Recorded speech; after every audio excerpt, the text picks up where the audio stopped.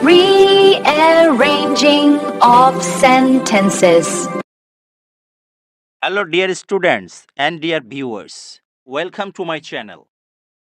আজকে আমরা সিলেট বোর্ড 2025 সালের রিয়ারেন্স যেটা এসেছিল সেটা আমরা একটু পড়ব। There lived a farmer in a village. একদা এক গ্রামে এক কৃষক বাস করতেন। He had a few acres of land. তার অল্প কিছু জমি জমা ছিল। The lands yielded him some crops.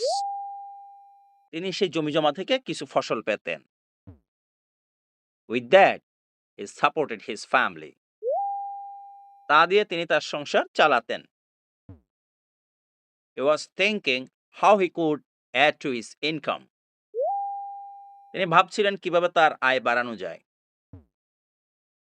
One day, he was walking through the fields. একদিন তিনি মাঠের মধ্য দিয়ে হাঁটছিলেন। While walking, he came across a purse of gold. হাঁটার সময় হঠাৎ তিনি একটা স্বর্ণের থলি দেখতে পেলেন। He thought that it might have been dropped by a passerby. তিনি ভাবলেন হয়তো কোনো পথচারী এটি ফেলে গেছে।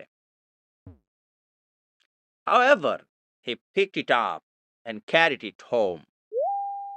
যা হোক, তিনি সেটি তুলে নিলেন এবং বাড়ি নিয়ে গেলেন। He showed it to his wife. সেটি তিনি তার স্ত্রীকে দেখালেন। Honesty is the best policy, and thanks for watching this video.